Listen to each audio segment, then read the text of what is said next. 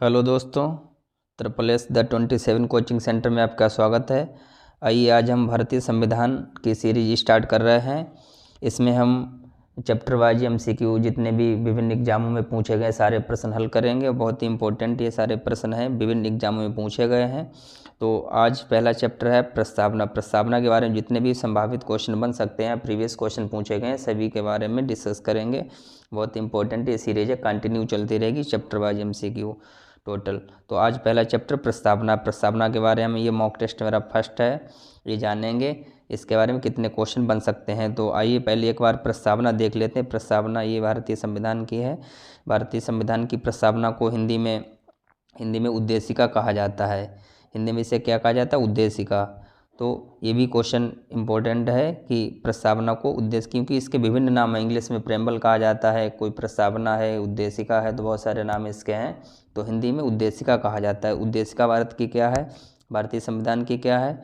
इसमें देखो कि हम भारत के लोग, ये जो रेड कलर के हैं ये इम्पोर्टेंट है। हम भारत के लोग, मेरी प्रस्तावना जो है इन्हीं शब्दों से स्टार्ट होती है। भारत को एक संपूर्ण प्रभुत्व संपन्न, समाजवादी, पंथनिरपेक्ष, लोकतांत्रिक गणराज्य बनाने के लिए तथा उसके समस्त नागरिकों को सामाजिक, आर्थिक, राजनीतिक न्याय, देखो 3 प्रकार के न्याय यहाँ पे बताए गए हैं: सामाजिक न्याय, आर्थिक न्याय और राजनीतिक न्याय।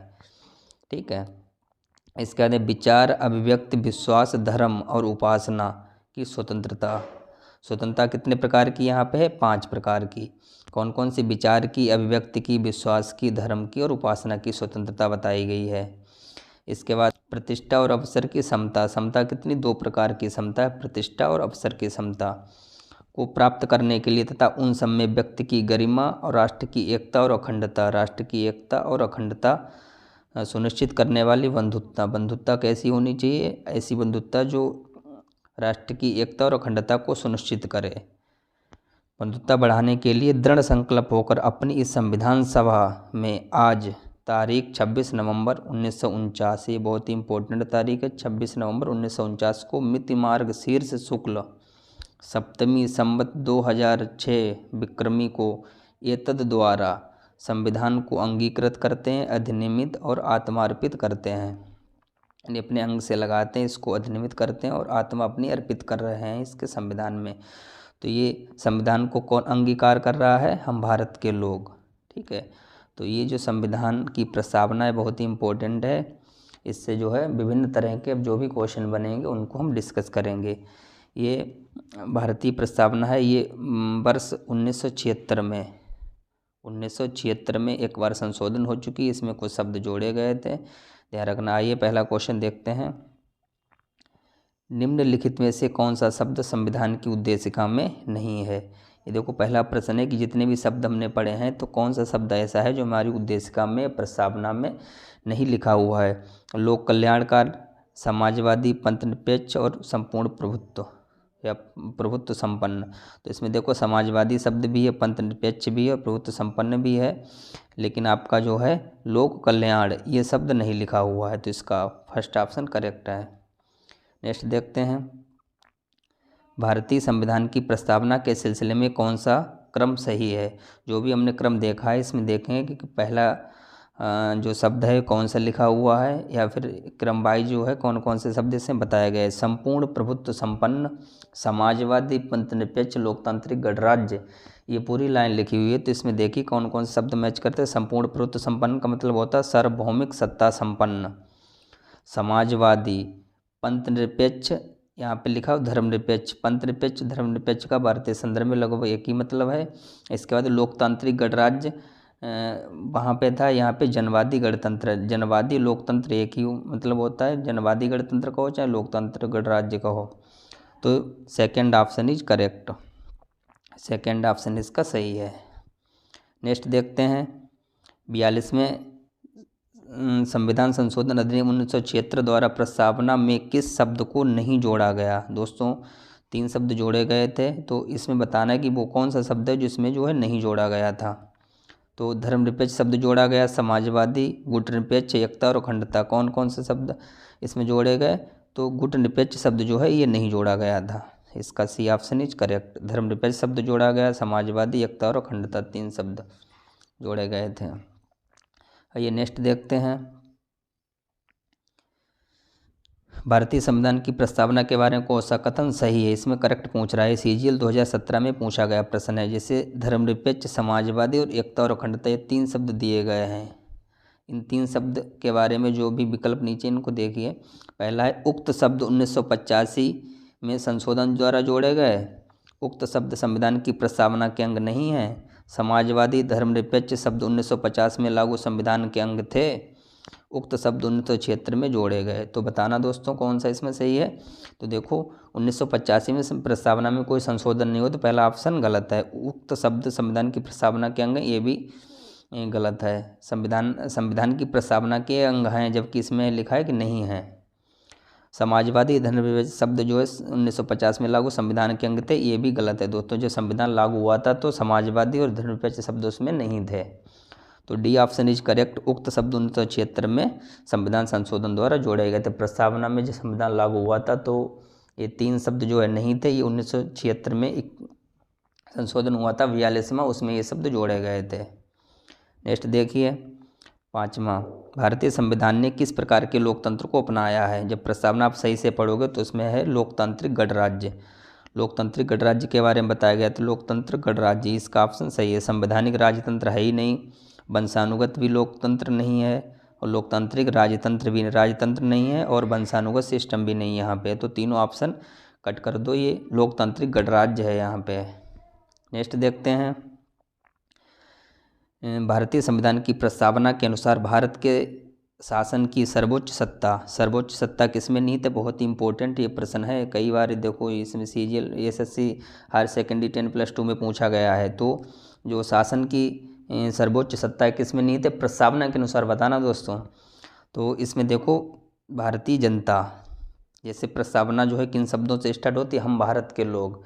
तो इसमें जो है जनता, संपूर्ण सत्ता किसमें निहित है, जनता में।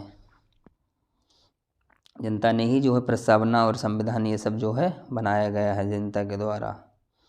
नेक्स्ट देखते हैं 42वें संविधान संशोधन द्वारा प्रस्तावना में निम्नलिखित में से कौन सा शब्द जोड़ा गया। फिर दोस्तों वही क्वेश्चन आगे CGL 2016 में पूछा गया था, कितने शब्द जोड़े गए, 3 शब्द जोड़े गए थे। तो इसमें जो है पूछा है कौन सा जोड़ा गया था। तो लोकतांत्रिक, जो न्याय पहले से ही था, समाजवाद, ये शब्द जोड़ा गया। समाजवादी, पंथनिरपेक्ष, लोकतांत्रिक गणराज्य। तो इसमें जो है समाजवाद जोड़ा गया था, पंथनिरपेक्ष जोड़ा गया था, और एकता और अखंडता। तो इसमें तीनों में से कौन सा शब्द है, समाजवाद शब्द जो है इसमें जोड़ा गया था। ये नेक्स्ट देखते हैं कि भारतीय संविधान की प्रस्तावना में वर्णित लोकतंत्र को किस रूप में स्वीकार किया गया है। तो इसमें राजनीतिक राजतंत्र, आर्थिक लोकतंत्र और सामाजिक राजतंत्र जो है, इसमें जो है बिहार BPSC में क्वेश्चन पूछा गया है। इसमें उपयुक्त में से सभी आंसर सही होगा। इसमें ये सब प्रकार के जो है इसमें बताया गया है भारतीय प्रस्तावना में।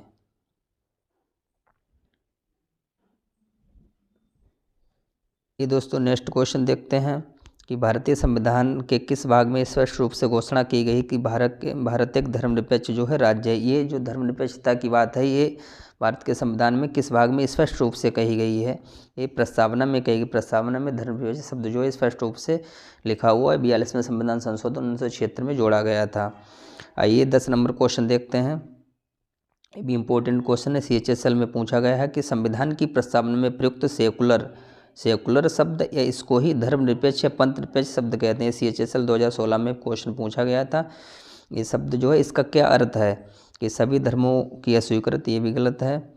सभी नागरिकों को धर्म में उपासना की स्वतंत्रता, एकेश्वरवाद और बहुदेववाद, ये सारे गलत हैं। B option is correct.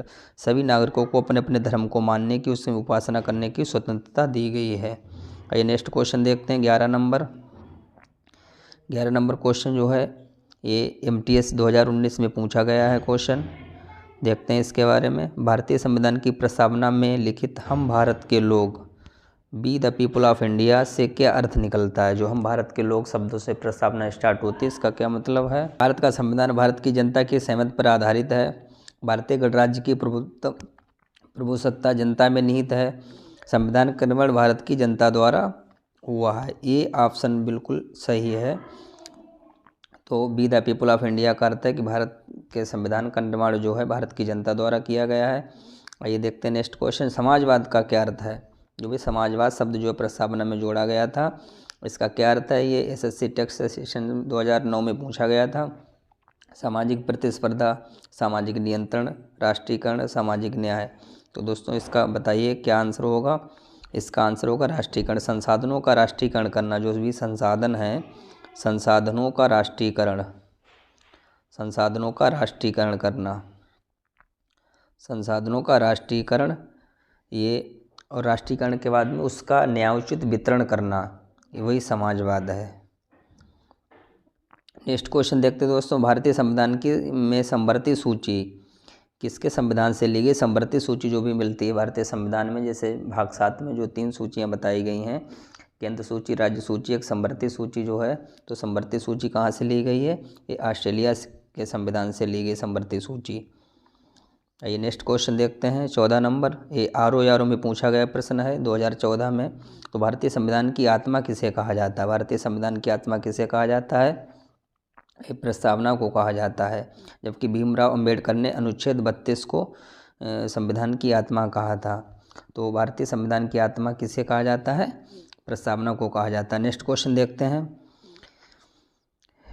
भारतीय संविधान की प्रस्तावना पर किस क्रांति का प्रभाव नहीं पड़ा है। बहुत ही इंपॉर्टेंट क्वेश्चन है दोस्तों, मल्टीटास्किंग में 2014 में पूछा गया था कौन कौन सी क्रांतियाँ हैं, क्योंकि भारतीय संविधान में विभिन्न क्रांतियों से कुछ शब्द जो हैं, कुछ अनुभव लिए गए हैं। तो इसमें कौन सी क्रांति ऐसी जिससे भारत के संविधान पर कोई भी प्रभाव नहीं पड़ा। अमेरिका की क्रांति पर, बोल्शेविक क्रांति, चीनी क्रांति और फ्रांसीसी क्रांति। कौन सी दोस्तों जो क्रांति है, तो चीनी क्रांति, चीन की क्रांति से इसका कोई प्रभाव नहीं पड़ा था भारतीय संविधान पर। बोल्शेविक यानी रूस की क्रांति, इससे जो है प्रभाव पड़ा। अमेरिका क्रांति से भी प्रभाव पड़ा। अमेरिका क्रांति से अधिकार जो है, अधिकार लिए गए, अधिकार, सामाजिक, आर्थिक, राजनीतिक न्याय जो है, ये रूस की क्रांति से लिए गए हैं। रूस की क्रांति से इससे प्रभाव पड़ा है। और जो है भ्रातृत्व की भावना, समता, बंधुत्ता, ये सब जो है फ्रांस की क्रांति से लिए गए। तो चीन की क्रांति का भारतीय संविधान पर कोई भी प्रभाव नहीं पड़ा था। ये 16 नंबर प्रश्न देख रहे हैं, भारतीय संविधान के अंतर्गत भारतीय लोकतंत्र के आदर्शों को हम कहाँ देखते हैं। जो भी संविधान में लोकतांत्रिक आदर्श लिखे हैं, समता, स्वतंत्रता, बंधुत्ता, न्याय, ये सब जो है कहाँ हम देखते हैं। क्या भाग 1 में देखते हैं, या भाग 3 में, या 4 में, या फिर प्रस्तावना में। तो कहाँ देखते हैं दोस्तों, तो कोई प्रश्न, ये आदर्श प्रस्तावना है। प्रस्तावना में सभी आदर्श जो है स्पष्ट रूप से उल्लिखित हैं। आइए नेक्स्ट देखते हैं क्वेश्चन 17 नंबर, भारतीय संविधान का प्राधिकार स्रोत कौन है। एनडीए 2014 में क्वेश्चन पूछा गया था, यानी भारतीय संविधान का जो प्राधिकार स्रोत है कौन है, भारत के लोग, भारत के लोग। ऑप्शन सही। 18 नंबर देखते हैं क्वेश्चन, भारतीय संविधान के किस भाग को उसकी आत्मा की आख्या प्रदान की गई है। तो कौन से भाग को संविधान की आत्मा कहा जाता है, आख्या या आत्मा। ये भी मल्टीटास्किंग 2013 में प्रश्न पूछा गया, तो इसका ऑप्शन प्रस्तावना करेक्ट है। 19 नंबर देखते हैं, भारतीय संविधान निर्माताओं ने किस पर विशेष ध्यान दिया था, किस चीज़ पर विशेष ध्यान दिया था। तो प्रस्तावना, ऑप्शन इज करेक्ट, प्रस्तावना विशेष रूप से ध्यान दिया गया था। 19 नंबर देखते हैं, ये फटाफट, भारत को गणतंत्र क्यों कहा जाता है। भारत को गणतंत्र क्यों कहा जाता है, बिहार पीसीएस 2018 में पूछा गया था। इसकी विधानमंडल की अधिकतम संख्या जनता द्वारा प्रत्यक्ष रूप से चुनी जाती है। ये राज्यों का एक संघ है। भारतीय नागरिक मूलभूत अधिकारों का उपयोग करते हैं। यहाँ राज्य का प्रमुख निर्धारित अवधि के लिए चुना जाता है। ये ऑप्शन दोस्तों बिल्कुल करेक्ट है। ये भी जो भी राज्य का प्रमुख है यानी राष्ट्रपति, ये निर्धारित अवधि के लिए चुना जाता है। D option is correct.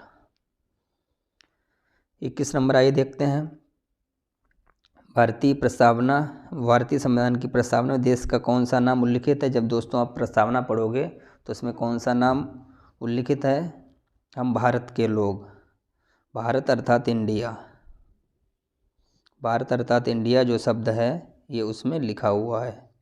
अगर हिंदी में पढ़ो तो भारत, और इंग्लिश में पढ़ो तो India, be the people of India, या हम भारत के लोग। तो 2 नाम जो है भारत अर्थात इंडिया उसमें उल्लिखित है।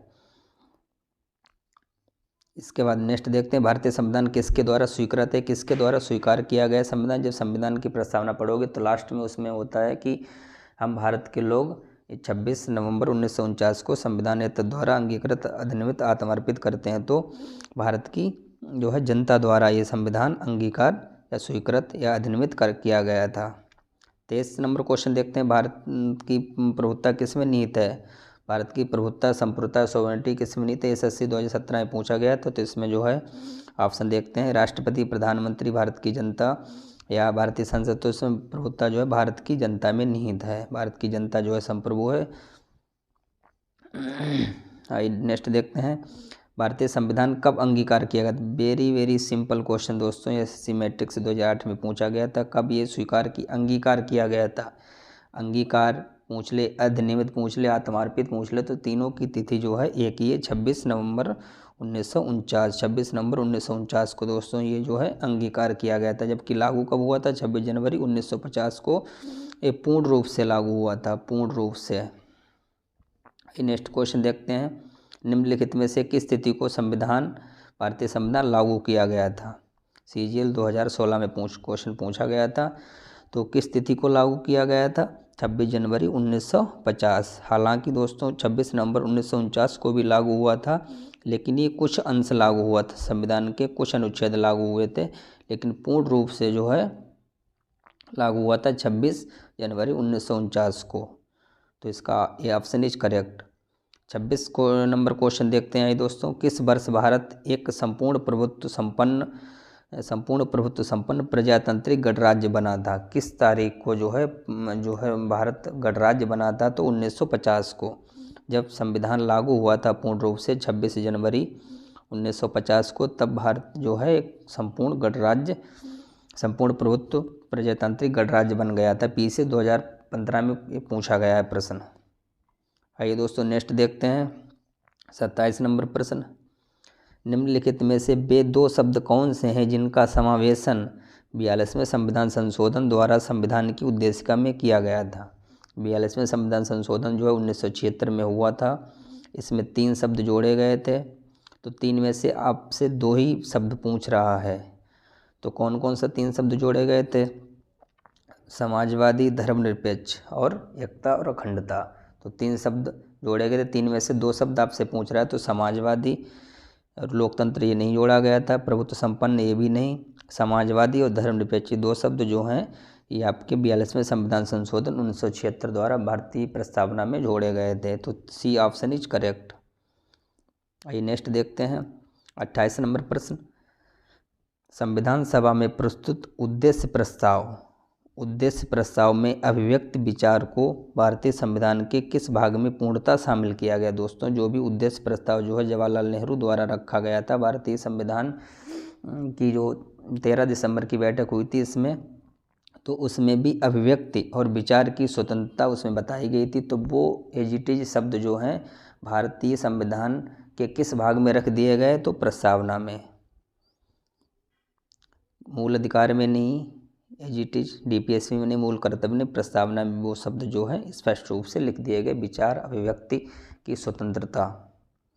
नेक्स्ट देखते हैं 29 नंबर क्वेश्चन, भारतीय संविधान की प्रस्तावना से क्या स्पष्ट नहीं होता है।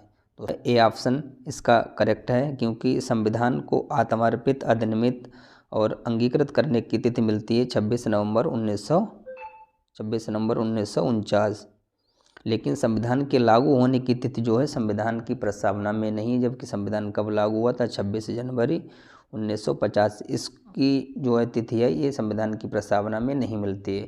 तो B, C और D ये ऑप्शन जो है इनकी जानकारी में मिलती है प्रस्तावना से, जबकि A ऑप्शन की जानकारी जो हमें प्रस्तावना से नहीं मिलती है। तो इसमें पूछा भी नहीं गया है, तो A option is correct. Next देखते हैं दोस्तों 30 नंबर प्रश्न, निम्नलिखित में से किन उद्देश्यों को भारतीय संविधान द्वारा उद्घोषित नहीं करता है। जो भी उद्देश्य बताए गए हैं उसमें प्रस्तावना में, तो देखते हैं इसमें कौन कौन से उद्देश्य जो है प्रस्तावना में नहीं बताए गए हैं। प्रतिष्ठा और अवसर की समता एक बताया गया है, प्रतिष्ठा और अवसर की समता, अंतर्राष्ट्रीय शांति और सुरक्षा की वृद्धि, सामाजिक, आर्थिक, राजनीतिक न्याय, विचार, अभिव्यक्ति, विश्वास, धर्म, उपासना की स्वतंत्रता। तो उपासना की स्वतंत्रता ये बताई गई है। तो पहला वाला ऑप्शन भी सही, समता के बारे में जानकारी दी गई है। न्याय भी 3 प्रकार के बताए गए हैं, 5 प्रकार की स्वतंत्रताएं बताई गई हैं, जबकि अंतर्राष्ट्रीय शांति और सुरक्षा की अभिवृद्धि जो है ये प्रस्तावना में नहीं बताई गई है। ये जो है DPSP राज्य के नीति निर्देशक तत्व में ये चीज़ बताई गई है। ये देखते हैं नेक्स्ट 31 नंबर, भारत के संविधान की प्रस्तावना में प्रथम संशोधन कब हुआ था? प्रस्तावना जो है प्रथम संशोधन इसमें मात्र एक बार संशोधन हुआ था, 42वां संविधान संशोधन 1976। तो ये प्रथम बार और अभी तक अंतिम बार संशोधन है। इसके बाद में अभी तक प्रस्तावना में कोई संशोधन नहीं हुआ, तो 1976 ऑप्शन इज करेक्ट। नेक्स्ट देखते हैं प्रश्न, संविधान की प्रस्तावना सभी भारतीय नागरिकों को निम्न में से कौन सा एक उपलब्ध कराने के लिए वायदा नहीं करती है? यानी प्रस्तावना जो है भारतीय लोगों से क्या वायदा नहीं करती, क्या उपलब्ध कराने की बात नहीं करती? सामाजिक न्याय, जरूर ये दोस्तों ठीक है, सामाजिक आर्थिक न्याय देने के वायदा करती है, राजनीतिक न्याय देने का वायदा करती है, विचार की स्वतंत्रता, विचार अभिव्यक्ति, विश्वास, धर्म उपासना की स्वतंत्रता, पूजा की समानता का अधिकार जो है भारतीय प्रस्तावना नहीं देती है। तो सामाजिक आर्थिक राजनीतिक न्याय, विचार अभिव्यक्ति, विश्वास, धर्म उपासना की स्वतंत्रता, जबकि पूजा की समानता के बारे में प्रस्तावना में कोई चीज़ नहीं बताई गई है। 32 नंबर क्वेश्चन देख रहे हैं, भारतीय संविधान की उद्देशिका में परिवर्तन के संशोधन अधिनियम में किए गए थे। जो भी परिवर्तन हुआ था, 3 शब्द जोड़े गए थे, तो कब किया गया था? 42वां संविधान संशोधन 1976। दोस्तों बार बार जो है वही प्रश्न घुमा फिरा के आ रहा है, यानी एक बात ध्यान रखना है कि भारतीय प्रस्तावना में मात्र एक बार अभी तक संशोधन हो चुका है। 42वां संविधान संशोधन उसका नंबर है, 1976 उनकी इसकी जो है संशोधन की तिथि है, और 3 शब्द जोड़े गए थे। ये किसी प्रकार से घुमा फिरा के क्वेश्चन पूछ ले तो 2-3 बातें प्रस्तावना के संशोधन के बारे में ध्यान रखना है। आइए नेक्स्ट क्वेश्चन देखते हैं, भारत एक गणतंत्र है, इसका क्या अर्थ है? ये 2011 में पूछा गया था प्रश्न। भारत में संसदीय शासन व्यवस्था है, भारत में वंशानुगत शासक नहीं है, भारत राज्यों का एक संघ है, सभी मामलों में अंतिम अधिकार जनता के पास है। तो भारत एक गणतंत्र है, इसका क्या अर्थ है कि भारत में वंशानुगत शासक नहीं है। जो शासक यहाँ का जो शासक होता है ये वंशानुगत नहीं है, वंशानुगत यानी जनता द्वारा निर्वाचित होता है, यही गणतंत्र का मतलब होता है। बिल्कुल, कि कोई भी वंशानुगत शासक नहीं, जनता द्वारा हर 5 साल में निर्वाचित होता है। नेक्स्ट देखते हैं दोस्तों, कल्याणकारी राज्य का क्या उद्देश्य है? IAS में एक क्वेश्चन पूछा गया था, जो कल्याणकारी राज्य की बात कही गई है, इसका क्या उद्देश्य है? सभी नागरिकों को स्वास्थ्य सुविधा प्रदान कराना, ये गलत है। अधिकतम जनसंख्या का अधिकतम कल्याण सुनिश्चित करना, ये भी दोस्तों गलत है। कमज़ोर वर्गों का कल्याण का प्रबंधन करना, यही दोस्तों ऑप्शन इज आपका करेक्ट है, क्योंकि कल्याण उसी का किया जाता है जो कमज़ोर हो, बाकी लोगों का कल्याण अपने आप ही होता रहता है। 36 नंबर आइए देखते क्वेश्चन, इसमें क्या है कि भारत को एक गणराज्य प्रमुख रूप में माना जाता है, क्योंकि BPSC 1994 पूछा गया था, गणराज्य मुख्य रूप से माना जाता है।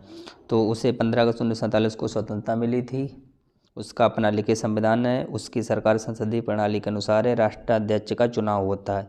D option is correct. बिल्कुल, राष्ट्राध्यक्ष जो भी राष्ट्रपति इसका चुनाव होता है, तो इसी आधार से इसे जो है गणराज्य मुख्य रूप से माना जाता है। 37 नंबर क्वेश्चन देखते हैं, प्रस्तावना का वह प्रावधान जो सभी वयस्क नागरिकों को मतदान का अधिकार प्रदान करता है कहलाता है। तो वह प्रावधान कौन सा जो सभी वयस्क नागरिकों को मतदान का अधिकार प्रदान कहलाता है? तो इसमें प्रजातंत्र है, समाजवाद है, गणतंत्र है, पंचवटी क्या दोस्तों? इसमें गणतंत्र है। गणतंत्रात्मक व्यवस्था जहाँ होती है तो वहाँ मत देने का अधिकार जो है होता है। दोस्तों सॉरी, इसमें गणतंत्र नहीं, इसमें प्रजातंत्र यानी लोकतंत्र, लोकतंत्र इसका ऑप्शन करेक्ट है। 38 नंबर क्वेश्चन देखते हैं, भारतीय संविधान को संविधान द्वारा अंगीकृत कब किया गया था? कई बार दोस्तों बता चुके हैं कि 26 नवंबर 1949 को अंगीकृत अधिनियम आत्मार्पित किया गया था। 39 नंबर देखते हैं, भारत का संविधान पूर्ण रूप से बनके कब तैयार हुआ था? तो तैयार कब हुआ था दोस्तों? 26 नवंबर 1949 को पूर्ण रूप से बनकर जो है तैयार हुआ था, और इसी टाइम जो है कुछ प्रावधान इसके लागू भी कर दिए गए थे। 40 नंबर क्वेश्चन देखते हैं, भारत एक धर्मनिरपेक्ष राज्य, इसका मतलब है कि भारतीय राज्य कैसा है, CGL 2015 में पूछा गया था। धर्म विरोधी नागरिकों का समर्थन करता है, गलत। बहुसंख्यक समुदाय के धर्म का समर्थन करता है, गलत। अल्पसंख्यक समुदाय के धर्म का समर्थन करता है, गलत। किसी निश्चित धर्म का समर्थन नहीं करता, ये ऑप्शन करेक्ट है। भारतीय संविधान जो है धर्मनिरपेक्ष है। तो इसमें इसका क्या मतलब है कि राष्ट्र का कोई धर्म नहीं, राष्ट्र जो है सभी धर्मों का समर्थन करेगा समान रूप से, या किसी एक निश्चित धर्म का समर्थन नहीं करेगा। धर्मनिरपेक्षता का क्या अर्थ है? फिर दोस्तों क्वेश्चन आ गया वही कि राज्य द्वारा किसी धर्म को स्वीकार नहीं करना, राज्य द्वारा सभी धर्मों को खिलाफत किसी की नहीं, राज्य सरकार द्वारा एक धर्म को स्वीकार करना, ये भी गलत है। इनमें से कोई नहीं, ये भी गलत है। राज्य द्वारा किसी धर्म को स्वीकार नहीं करना, यानी राज्य का अपना कोई धर्म नहीं है। गणतंत्र होता उत्तराखंड, लोअर 2011 में पूछा गया था। संसदीय पद्धति शासन वाला राज्य जहाँ पर अध्यक्ष वंशानुगत रूप से ना हो, केवल एक लोकतांत्रिक राज्य। और अध्यक्षीय पद्धति शासन वाला राज्य, तो इसका बी ऑप्शन है। राज्य जहाँ पर अध्यक्ष वंशानुगत रूप से ना चुना जाता हो उसी को गणतंत्र कहते हैं, जैसे भारत में है। 43 नंबर क्वेश्चन देखते हैं कि भारत की संप्रभुता, एकता और अखंडता को अक्षुण्ण बनाए रखने तथा उसकी रक्षा करने का प्रावधान किया गया। MPPCS में पूछा गया प्री में। तो संप्रभुता, एकता और अखंडता को अक्षुण्ण बनाए रखने की तथा उसकी रक्षा का प्रावधान किया गया है। तो इसमें जो है एकता और अखंडता ये प्रस्तावना में प्रावधान किया गया है। 44 देखते हैं प्रश्न। भारतीय संविधान की प्रस्तावना में जिन आदर्शों एवं उद्देश्यों की रूपरेखा दी गई उसकी आगे व्याख्या कहाँ की गई है? तो जो भी प्रस्तावना शब्द बताए गए हैं वो संविधान के पाठ में नहीं, ये भी गलत है। मूल अधिकार के अध्याय में राज्य के नीति निर्देशक सिद्धांतों, मूल कर्तव्यों में मूल अधिकार राज्य के नीति निर्देशक सिद्धांतों और मूल कर्तव्यों में, ये बिल्कुल सही है, ये बिल्कुल सही है, इसमें जो है बताए गए हैं। तो यही दोस्तों आज के मेरे प्रश्न हैं इम्पोर्टेंट, जितने भी बन सके प्रश्न। इससे सारी प्रस्तावना के बारे में विस्तार से चर्चा कर दी, इससे एक भी प्रश्न नहीं जो भी पूछा ना गया हो, सारे इम्पोर्टेंट हैं। अगर इसमें क्लास आपको अच्छी लगी हो तो लाइक करो, सब्सक्राइब करो, शेयर करो और कमेंट बताओ क्लास कैसी लगी। ऐसे ही हम कंटिन्यू डेली क्लास एक लाएंगे। धन्यवाद।